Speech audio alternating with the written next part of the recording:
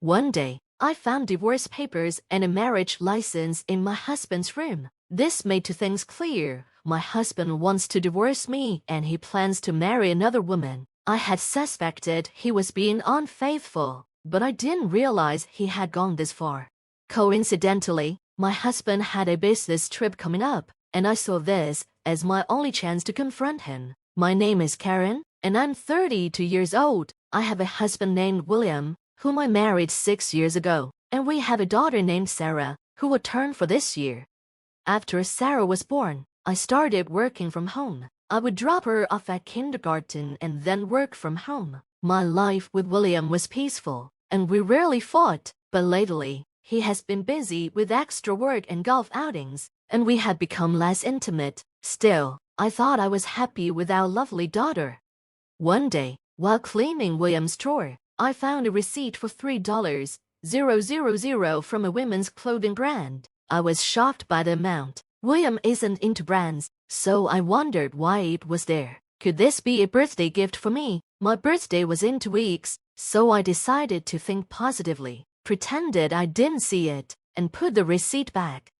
On my birthday, William didn't come home. I expected him to be back early with a present or a cake, but he returned after midnight and smelled like perfume. He doesn't usually wear perfume, which made me suspicious. I hinted at my concerns, hoping to find out the truth. "Hey William, do you know what today is?" I asked. "What's with you all of a sudden?" "I'm tired," he replied. "Did you know it was my birthday today?" "Oh, right, happy birthday," he said casually. I was shocked by how nonchalantly he wished me. "Was that all?" I asked, feeling hurt. He frowned and said, "What do you mean? You're over 30. We're not at an age where we need to celebrate every birthday." I agreed but thought it was sad that he wasn't even interested in celebrating. "I'm going to take a bath and sleep," he said, leaving the room. I realized he didn't care about celebrating or giving me a gift. At that moment, I was sure my husband was having an affair. The receipt I found must have been for his mistress, and his late nights at work and golf outings were likely to meet her. Thinking about all this made me feel sad and frustrated, and tears filled my eyes. I couldn't believe he was meeting another woman, while I took care of everything at home. After confirming my suspicions, I decided to find out more about the other woman. A few days later, while William was asleep, I checked his smartphone. It didn't take long to find evidence of his affair in his chats and pictures. After confirming my suspicions, I decided to find out more about the other woman. A few days later, while William was asleep, I checked his smartphone. It didn't take long to find evidence of his affair in his chats and pictures. To my shock, he didn't just have one mistress, there were two. I couldn't believe it. One affair was bad enough, but two, what was he thinking? The man I loved turned out to be so untrustworthy, and I felt deeply disappointed. As my anger grew, I was determined to confront him. I started gathering information about the mistresses. The first mistress was named Mary. From their chats on WhatsApp, I discovered she worked in the same office as William. She was in her early 20s, and it seemed like he was her mentor at work. I realized they probably got closer because they had so much time together, and I was disgusted that he couldn't separate work from his personal life. The second mistress is named Jessica. She's in her early 40s, older than both my husband and me. They first met on a dating app, and I quickly learned that she was a complicated person. While her photos show her as a beautiful woman, she's been divorced twice and has 4 children with her ex-husband. Once I found out about her past, I noticed my husband's tone with her had become noticeably colder, but Jessica seemed to be very interested in him. She even sent him a message saying, "Leave your wife and marry me. I have kids, but my ex has custody, so it's fine. It's only fair. I'll love you forever. Don't forget about me." Receiving countless messages like this from Jessica made me cringe, even as a woman myself. However, it seemed my husband wanted to end things with her. The reason was clear. His heart belonged to Mary from his office. Their chat suggested he was even considering marriage with her. It felt like Jessica and I were just obstacles in his way. I can't talk about this calmly now, but when I first discovered his cheating, It was shocking, even with our daughter, Sarah. I felt more anger than sadness at the thought of him neglecting our family for an affair. Thinking about Sarah's future, I decided I wanted a divorce. At first, I planned to ask for a lot of alimony and child support, but I didn't want to just take his money and leave. I wouldn't let him toss us aside to find his happiness after paying us off. While I was cleaning his room, I found some papers in his drawer. To my surprise, they were filled out divorce and marriage papers.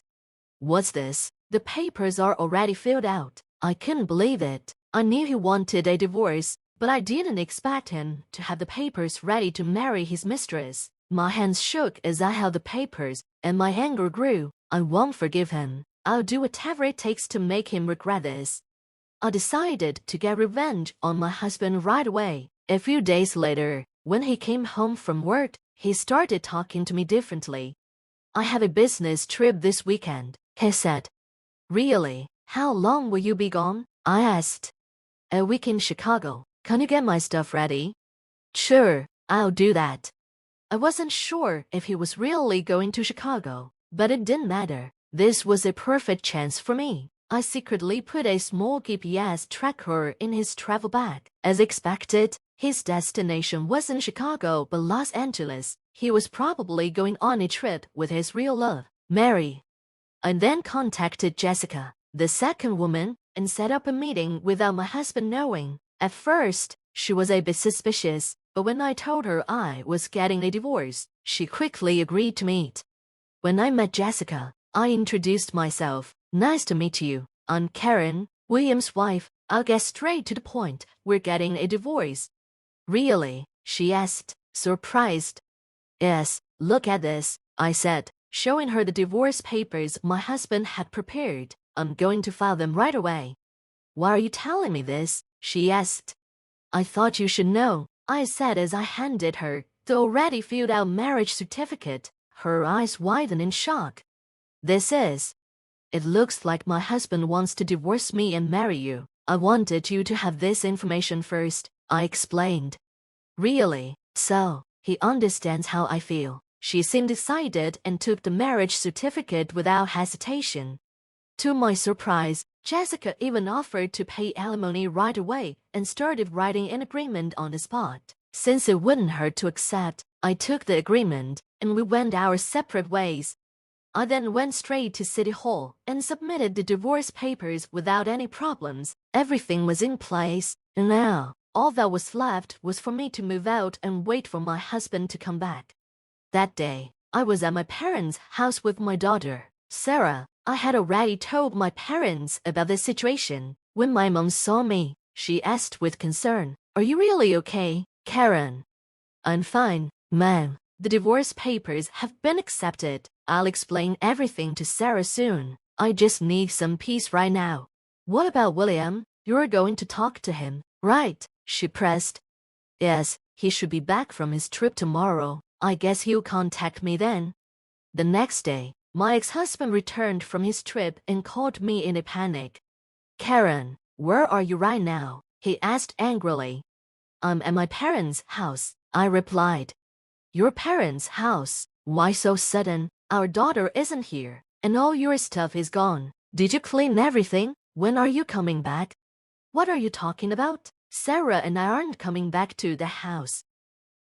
He didn't understand, and his voice was filled with confusion. This was my chance to confront him about his affair. "By the way, you've been having an affair, right?" "What the hell are you talking about?" he shot back. "And you want a divorce, right? That's why you prepared the divorce papers, isn't it?" "How did you?" "So I was right. Since you wanted this, I went ahead and filed the divorce papers." "What? You filed the divorce papers?" "Yep, you'll be paying alimony and child support for Lena, right? You do have that much responsibility, don't you?" I said firmly. After a moment of silence, he replied, "Of course, that's the plan. I didn't think you'd notice my affair, but if we're already divorced, there's nothing left to do. I'm willing to pay what needs to be paid." "Well, that's good to hear. As long as you pay the alimony and child support properly, it's fine by me."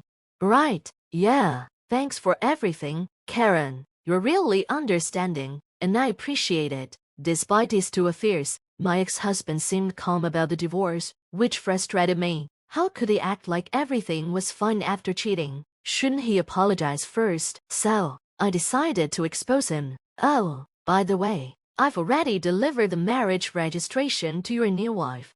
Don't play dumb. You know Jessica, the one who's madly in love with you. She was one of your affairs, wasn't she?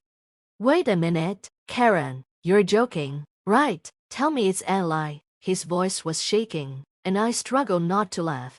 Why would I lie? While you were having a fun trip to Chicago with Mary, I made sure to deliver the marriage papers to Jessica. Wait, why Jessica of all people? I wanted to marry Mary. Why don't you contact her? I gave the marriage registration to Jessica a few days ago, so she might have already filed it. No way, that's impossible. Please, I never intended to marry Jessica. He begged me, his voice trembling with tears. Please, Karen, help me. I'd rather not divorce you than marry Jessica. What are you saying?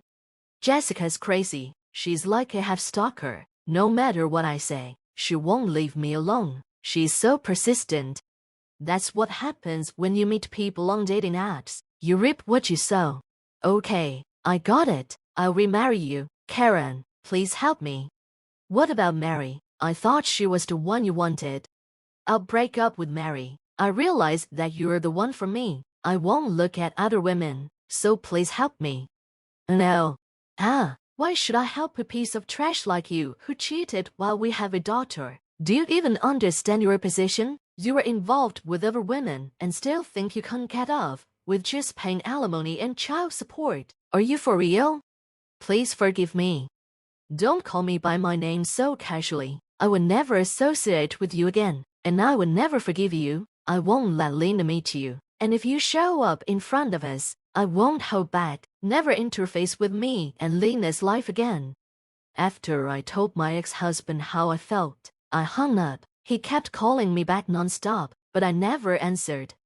Later, during our divorce negotiations, we agreed that he would pay a large amount of money for alimony and child support for our daughter. I also made sure to claim extra alimony from him because of his two affairs. I wanted him to feel the consequences of cheating. I heard that right after our divorce, Jessica, the woman he was cheating with, Bodhi moved into the house we used to share. This woman, who was deeply in love with him, came in with a lot of luggage. Why are you here? He stammered. Because we're finally husband and wife. We can't live together now, she said. No, you've got it wrong. I never intended to marry you, he replied. Don't worry about the details. I received the marriage license from your ex-wife, and I've already submitted it. But that was Karen's doing. Doesn't matter. As long as I can't be with you in any way, I'm happy. Just when he thought his problems were over, they weren't. Not long after Jessica moved in, Marat, other woman he had an affair with, barged into the house. That's when Jessica and Mary met face to face. Who are you? Why are you in his house? Jessica asked. Who the heck are you? Mary shot back. I'm his wife. I thought he split from his wife, Jessica exclaimed. He did, to marry me. I don't know who you are or where you came from, but don't interface with our love. I can't believe it. He said he wanted to marry me, and he's already registered with another woman. I was chosen. You weren't. Simple as that. Frustrated, Mary decided to end her relationship with him.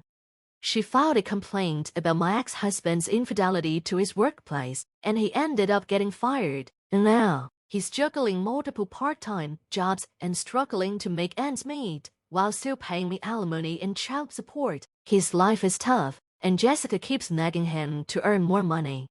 I still receive messages from my ex-husband on WhatsApp from time to time. He messages things like, I'll make sure to pay the alimony and child support. So let's start over. I won't cheat on you again. I promise. I can't handle Jessica anymore. Mary kicked me out of the office. Help me. I read his messages but never reply. I have no intention of getting back together and feel no sympathy for him. He's getting exactly what he deserves, and I want him to face the consequences of his actions. I'm thinking about blocking his contact and leaving everything to my attorney. As for me, I'm living a peaceful life back in my parents' house. My daughter is about to start elementary school, and I plan to explain her father's situation to her. It will probably be hard for her to accept the truth, especially since her father is no longer in her life, but I intend to explain it to her as many times as necessary until she understands. I'm sure that when she grows up, she will see things more clearly. For now, my parents are supporting me, and I look forward to enjoying happy times with them and my daughter in the future.